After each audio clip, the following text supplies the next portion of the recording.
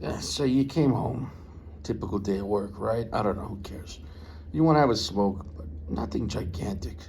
And maybe you want to save a more expensive, lavish cigar for the evening or the weekend.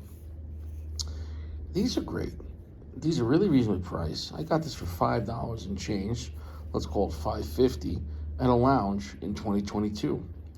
On the internet, you can get them cheaper. Um, Nice packaging. The advertising band is it's not totally cheap, but it's just a piece of paper that's making it look more elaborate. I mean, who cares though? It's not an expensive cigar as far as the packaging, but the price point. So if you factor in for $5, we're doing well. Put it this way though, is this a real cigar? Yeah. Is this a serious cigar? Yeah.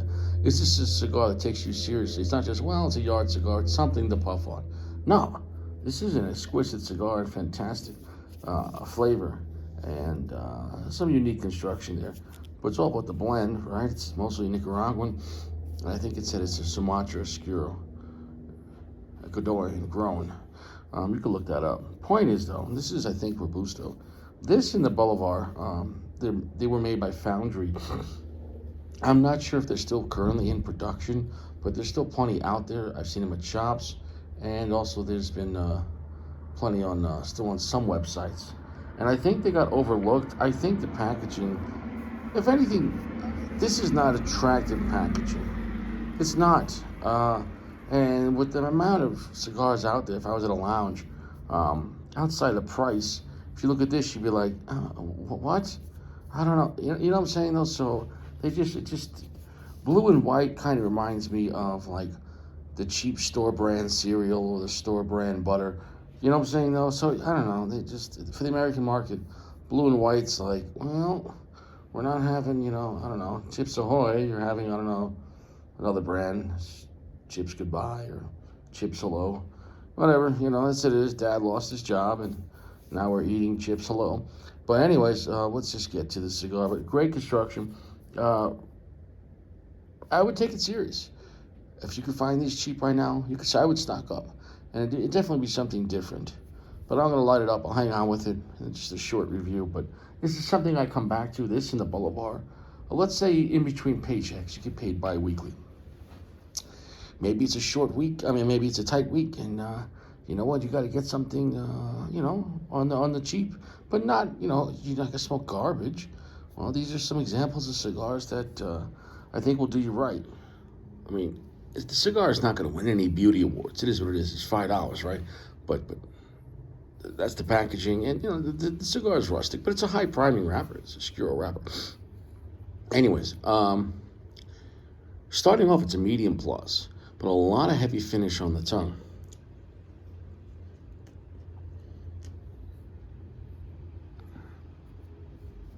And I'll tell you what, it kind of feels like a darker, heavier, grittier version of the Red Dot. And it is a general cigar. It is Nicaraguan though, so it's not cop. It's got cinnamon. It's nuts. It's nutty. It has a little bit of coffee and a lot of earth though. So I'm not saying it's a Red Dot 2.0 at all, but I'm just saying like it feels like a poorer Red Dot, not as sophisticated, but more raw. I'm just trying to give you a picture of what to relate it to. But I think it's phenomenal because, there's a place for this kind of cigar. It's got a good amount of power.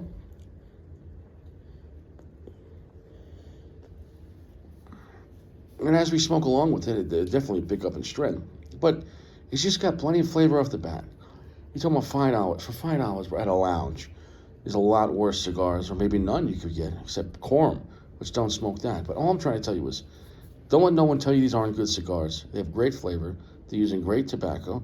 It's just they're not high on the totem pole in general cigars. They're using a shitty band and a shitty box. I really didn't market these or advertise them. You go to lounges, they're on the bottom, and I think they're overlooked.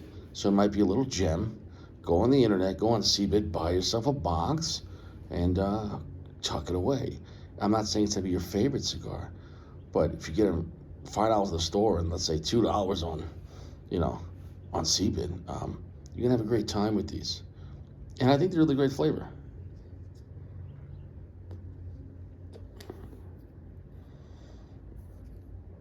So nothing crazy, but definitely a good cigar. And 0 through 5. I mean, I'm just in the beginning of this, but I've had it so many times. Really, really, where this cigar is a 3.9. I'm not going to overrate it, but 3.9 is a solid rating for a $5 cigar.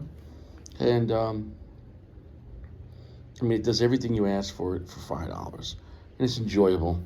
Um, and it's not for high celebration, not at all. Don't get it twisted. But for the end of the day, and you don't want to break the bank, yeah.